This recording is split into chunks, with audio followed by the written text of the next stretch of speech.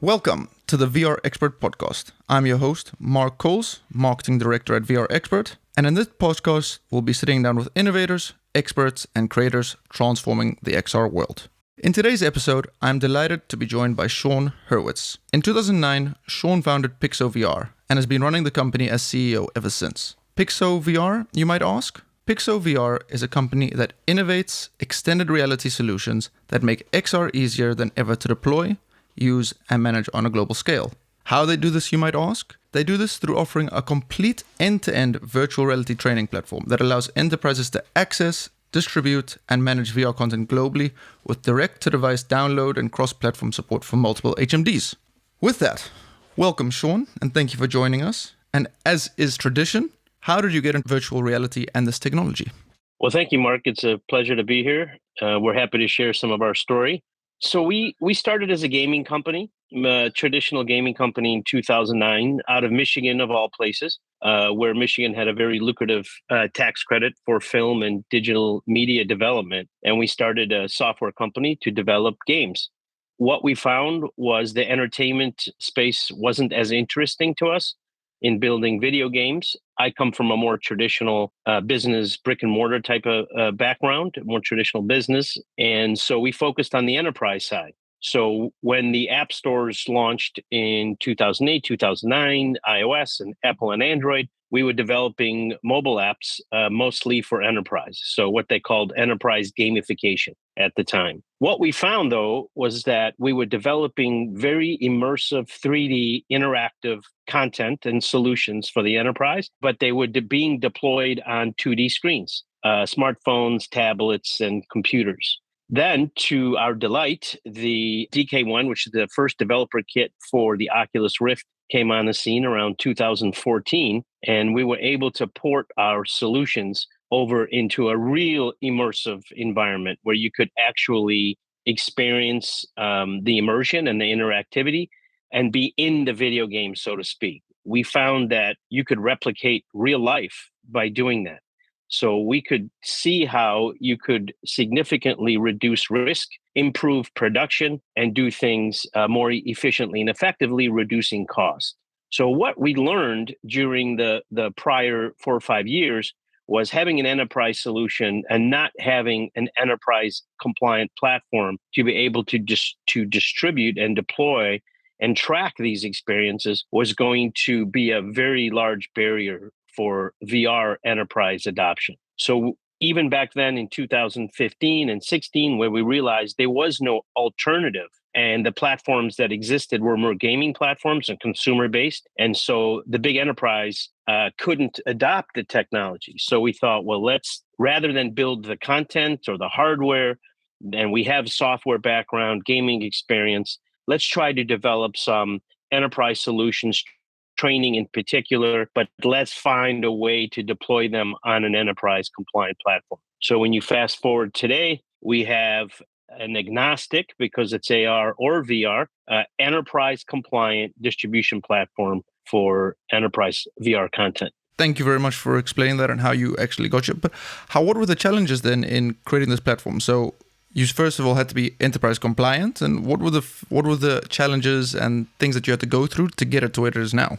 Well, I'd say the some of the challenge were, first of all, hanging on through what we all considered the winter. We had to develop a minimal marketable product, so we took a pretty big risk in moving from the business that we were in and developing a platform that nobody was ready to use. Nobody cared about an enterprise compliant platform because there wasn't any content. No one was using VR. So, I like to use the Blockbuster Netflix analogy. If you're looking for one movie here and there, you can pop into a Blockbuster. If you're looking to deploy, on multiple types of headsets all over the world, anytime through an authentication process and subscription, obviously you want Netflix. But nobody was buying movies, if we stick with that analogy, back in 2015, 16, and 17. So the challenge was, what do we build? So we had to find something to build, launch that product, and continue to iterate on it until we figured out what does, quote, enterprise compliant, unquote, actually mean. So that was a big challenge, not knowing what to build. And then, so you said you went through the winter, and then when did you actually feel like you saw spring coming for the first time? Well, we saw, I think 2018 going into 19, and the 18 going into 19, we felt like there was a younger workforce. There was challenges with an aging workforce and transforming or transferring that information to the younger workforce. So we knew VR had a better fit back then, and then we went into COVID.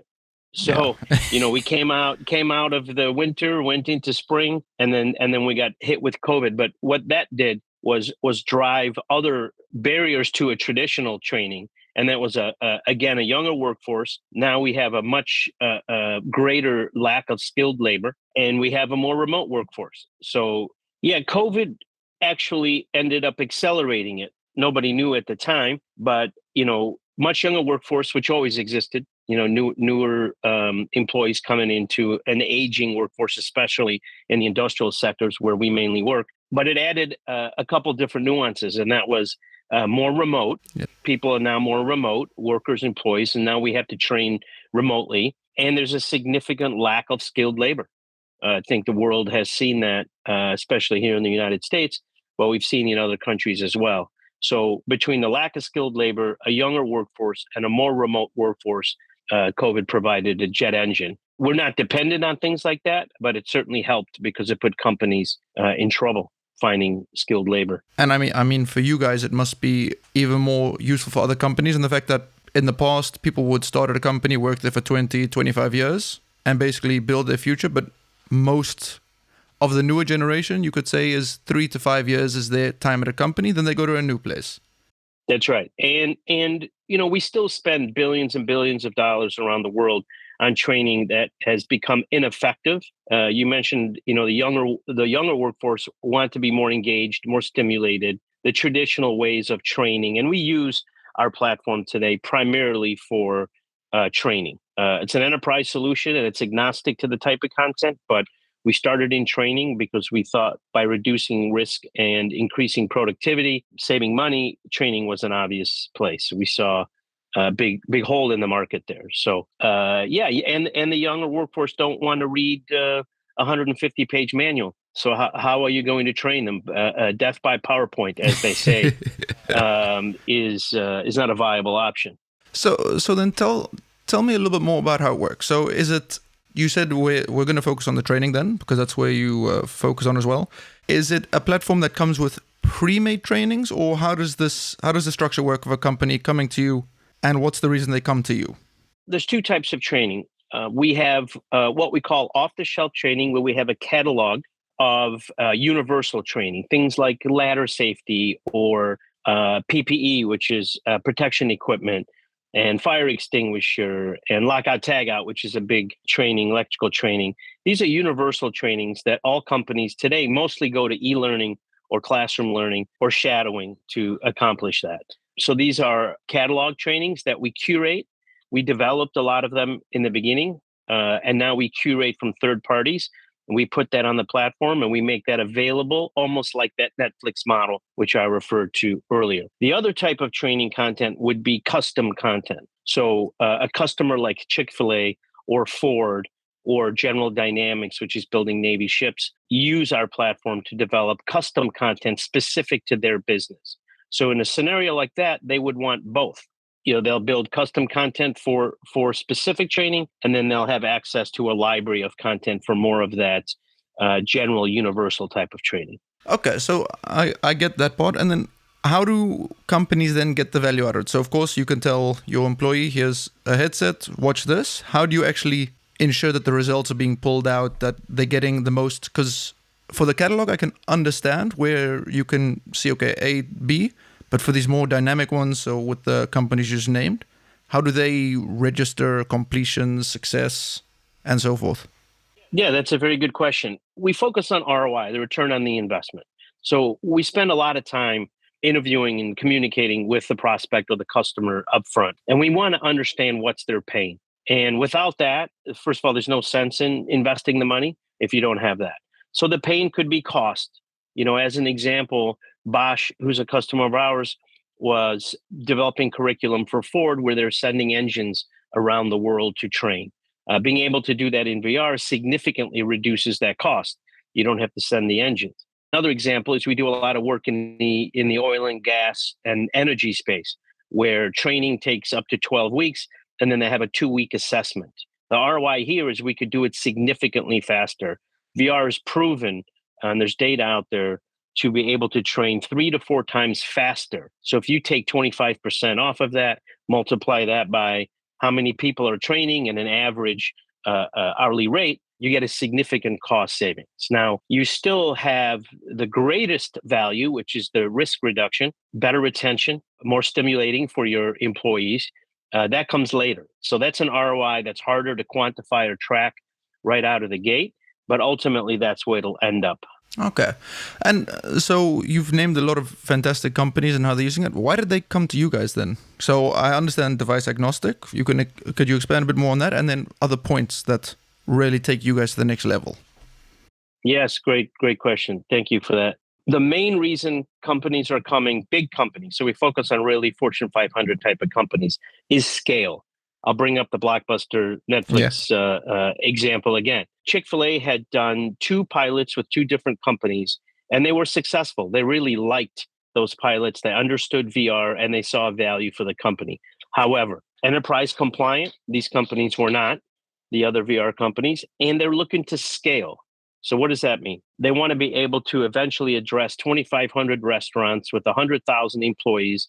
They'd want a catalog of content available to them off the shelf, plus their own library. They would need to be private. We would need to secure the data and some of their content.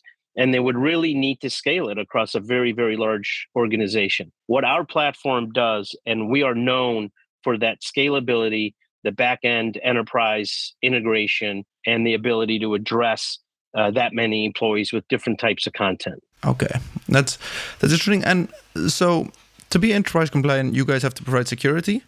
And the headsets I've seen on your catalog, you work on multiple headsets. So how do you kind of manage the content, send the results, and so forth, considering that it's one platform, but you're connecting to multiple different headsets, multiple different catalogs?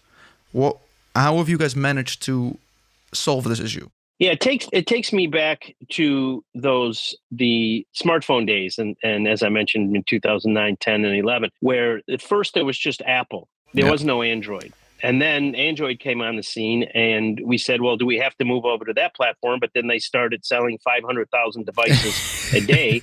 And we said, well, that's half the market. So we knew back then that if we weren't addressing both, you're missing the market. And so today's the same. You have different headset manufacturers. Our customers are free to purchase whatever headsets, whatever hardware they want. So we had to be hardware agnostic. Now, how we get the content to those headsets is also very unique. We have something that we call a hub app. That application resides on that device. That's why it can be device agnostic. And that hub app pulls the content from the cloud, from our platform onto that device.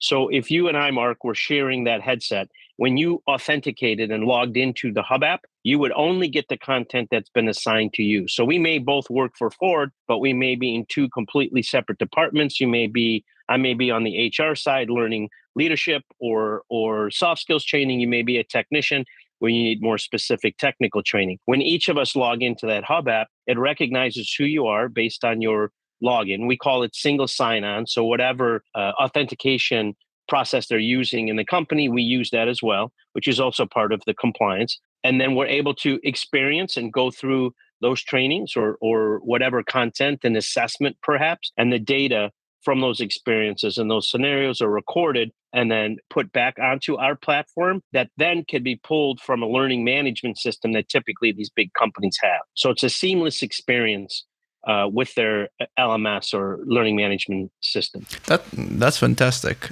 And I imagine a lot of the hardware providers are very helpful in that regard. I've come to one question, as you can imagine. How do you deal with, like a lot of software providers, how do you deal with the ups and downs of working with Meta? Yeah, I mean, this is a podcast, so you can't see me smile, but yeah, it's challenging. You know, there's really three primary hardware manufacturers: Pico, HTC, and Meta. As you mentioned, Meta has restrictions on how we can access that content through our hub app. So that requires side loading, which I think they frown upon. The problem is our big enterprise customers need to be able to access the content and keep it private along with the data. And right now, it's a business decision for Meta that they haven't sort of turned that page yet on the enterprise side. So we're focused on the other devices. Our hub app can be downloaded from HTC or Pico, their store, or we can push the hub app through an MDM, a mobile device management system, either a third party or typically like our biggest customer, Saudi Aramco, which is the biggest company in the world, has their own MDM. So that MDM will push our hub app to the headset, and then it's fully controlled by Apex, our platform. That is a fantastic answer, but I have to ask you, how did Saudi Aramco come to you guys? That one you couldn't. I can't not ask. Yeah, it's a good question. Another one. So we started working with Aramco probably 3 years ago.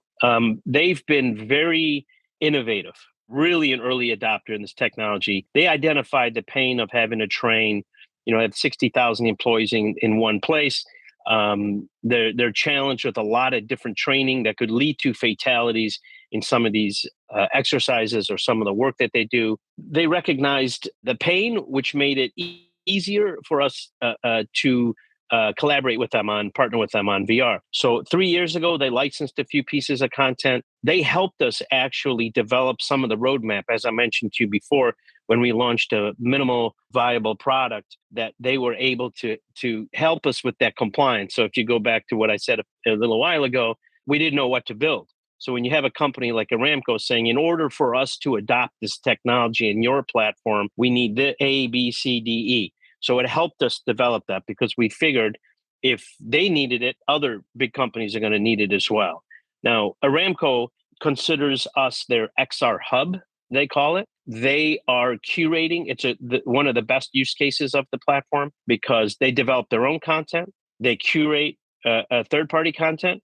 They license our content. They develop custom content along with other solutions outside of just content, things like a low code or no code solution. We seamlessly integrate with SAP, which is their LMS, VMware I mentioned before. So they can use us to scale across a massive enterprise like that. And of course, security and compliance is a huge deal for them. And then also, as I mentioned earlier, the General Dynamics, which is a Navy shipyard. That is fantastic. I'm blown away. Honestly, that's a very kudos to you, I have to say. The listeners again can't see, but I'm air clapping. Yeah, I mean, another quick point on Aramco. There was some recent news about we raised our A round, and Aramco Energy Ventures led that round. So how that happened was we're working with the business unit and the training and IT within the company, and they were so impressed with what we had built and what we were developing, and they saw such a great need for them as a company, but the rest of the world as well. They told their investor group, SAEV out of Houston, you should invest in these guys because they have something very, very unique, and this platform Apex is going to be have great value in the future. That is simply stunning news. And then I think that leads perfectly onto the next question. You're raising funds, you're trying to grow the platform. What are the next moves? So as I mentioned, we're launched a minimal viable product or minimal marketable product, and we were able to iterate on that. We've since hired a VP of tech, a VP of content, and a VP of product with the money that we raised last year. And we are looking to develop that roadmap to be able to bring the value of VR to all companies in the world. We strongly believe that every company will have a VR headset. The cost of a headset today is cheaper than a smartphone, but brings a lot of value. So we're iterating on our roadmap. Since we've hired these VPs, we've developed by interviewing customers, stakeholders, companies like Aramco and Chick-fil-A and others to understand what does a minimal lovable product look like. And so we're investing the money into our next phase, which we consider a lovable product, which will be Q4 2022, Q1 of 2023. We'll iterate on that, beyond that, and move towards a desirable product one day. But we could see iterations, for quite some time, as it's a new platform, and as these large companies adopt it, we'll learn a lot more as time goes on. So then I have to ask you. So it's PIXO VR right now and Apex, but as I see when I was researching, you guys are also starting to move into AR. So what's the move into AR for you guys? So we're starting to dabble in AR. When we started, we thought AR, VR, right out of the gate. 7 years ago, when we really pivoted from enterprise gaming into VR and AR. The headsets, the VR device, the AR devices have been a little slower onto the scene, and we're really going by what the market's telling us. So, if our customer base needed AR, wanted AR, we're ready. We're having conversations with some of the AR manufacturers. We're trying to keep it simple. It's still a clunky business. We're also starting, which I'm not sure if our marketing director would want me to say this, but I'll say it anyway. We're starting a VR innovation council. Oh, wow. That we will have our lead marquee customers as part of this group, where we'll interview them, we'll talk to them, they'll collaborate amongst each other, and we'll learn more about what they're looking for and how to accelerate. And I'm certain that AR will be part of that conversation on when they're ready. So we're agnostic. We can host it, we can deploy it, we can track it just like we can VR, depending on the device. So we're ready for it when the market is. And when we talk about AR, then are we talking about more the assisted reality in terms of real wear Vuzix, or are we moving into more the Magic Leap HoloLens side of AR, the more mixed reality part of it, as a first step? Yeah, I wish I knew. I think RealWear, is a company within itself and a platform within itself. We pride ourselves, and I think it's one of our differentiators in being an open system, like I mentioned before, where if somebody like Aramco wanted a solution, and we're going through this right now, they want other solutions, third-party solutions, to be on our platform. And if those are a closed system, in other words, they can't work with our system, then a company like Aramco says, well, we'll have to go elsewhere because we're already using Apex as our XR hub. So I'm not sure is the answer which one. My guess is it'll be more Magic Leap HoloLens. And we're ready for it when the market is.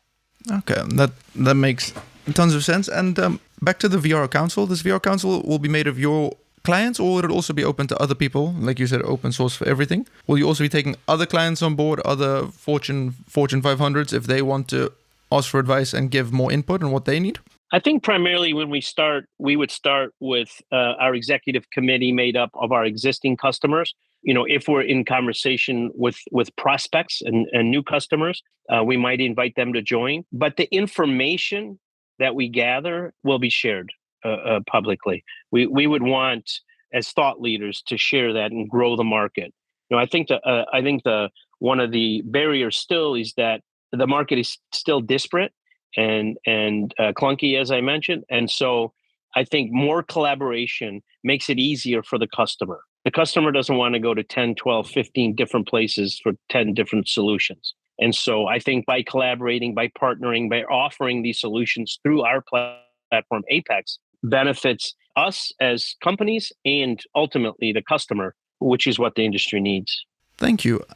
Sean, then my last question for you. You can say more things after it, but my last question for you, if in 10 years we sat down, what would you like to be known for? What would you like to have left behind? Or what would you like to be continuing to develop?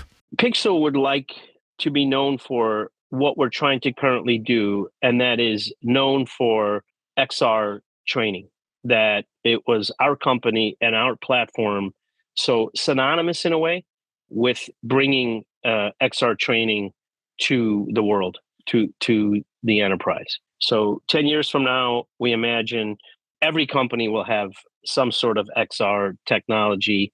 Apple is, threatening over the last few years to launch a product. And so I think XR will be commonplace and all companies, whatever is relevant to them, will have a device. And we will like to have been part of or own the idea of bringing that enterprise training to those devices and to those companies. That's I think that's a very nice mission and a very nice way. So I'm gonna book in a podcast in 10 years for this already. Maybe we can do it in person. Maybe I'll be able to make it to America this time round. But I hope so. But thank you very much. For anyone interested in finding out more about PIXO VR, where can they find you, and then where can they find PIXO VR?